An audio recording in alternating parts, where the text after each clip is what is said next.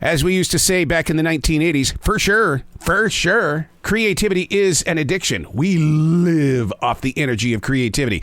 More importantly, we're injured by the energy of creativity. You've got to learn how to work with your own source of energy and allow it to be a part of you and a part of others. Unplugged, because we will always say yes to creativity, totally uncut, because we all make mistakes. So turn it into a tool. This is Arroe Unplugged.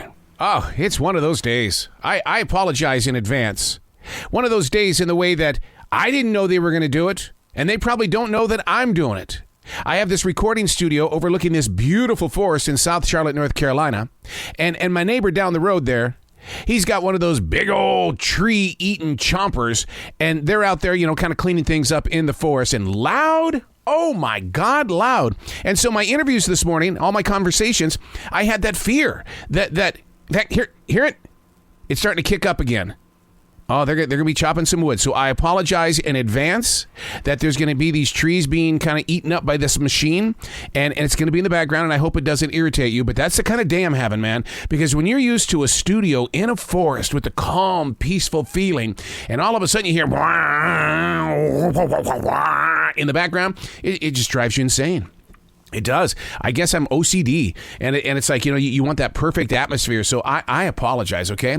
Hey, it's Arroe. This is The Choice. This is what I was writing while the sun was waking up on a brilliant new day, and today we're reading from September 21st, 2022, Motion Sickness. Oh, no. Oh, yeah. Are you familiar with it? Oh, my God. Motion sickness. I was hit hard with it last night during a date night with my wife. Now, research says that your brain has received signals from the motion sensors on your body, which are your eyes, inner ear, muscles, and joints. Conflicting information causes the brain to make a determination. So are you moving or are you not moving? Oh, I'm confused. Motion sickness sets in.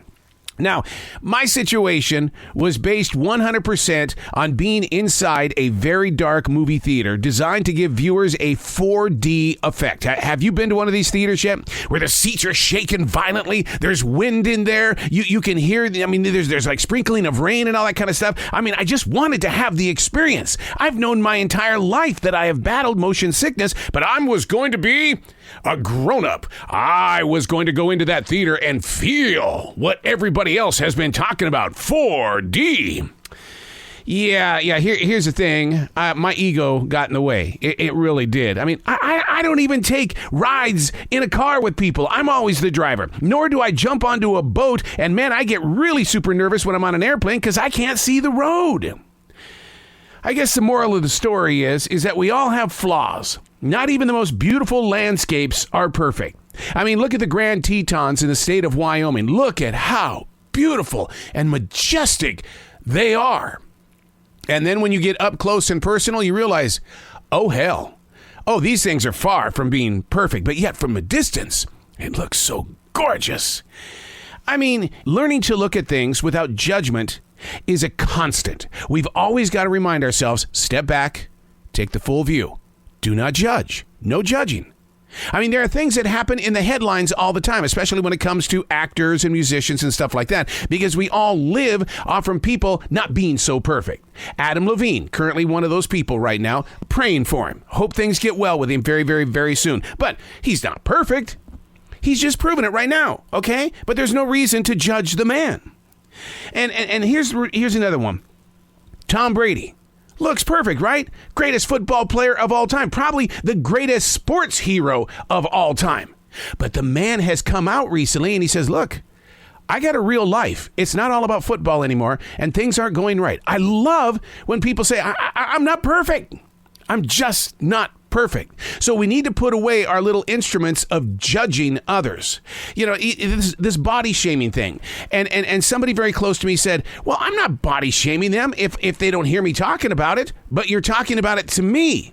I don't feel comfortable when people are body shaming. I don't care if they don't hear it. I hear it and it affects me. But am I just being a judger by doing that? All we want to do is we want to see people have a great time with scoring their victory, and then we really want to have a good time when they prove that they're not perfect. Put away the judgment. No reason to have judgment. No reason at all. And that reminds me of a conversation I had today with Joe Berlinger, who's got this brand new documentary, which is going to be on Peacock. This is something that you might want to check out. And the thing is that it's called Shadowland. And I asked Joe this morning, I said, I understand conspiracy. I understand people that don't believe in conspiracy, and he believes that the nation is divided and that democracy is in big trouble. And I said, what about those people that are on that white picket fence that go, man, I kind of believe in both sides? I mean, it's very possible. And in a very stern way, he goes, that's why this show was developed. Oh, so I can show you the difference between conspiracy that's going to get us in trouble and those that don't believe in the conspiracy. He says we've got to become united. I get that. But man, there's a lot of judging going on if we can just get together. I'm Arroe, and that's what I was writing while the sun was waking up on a brilliant new day.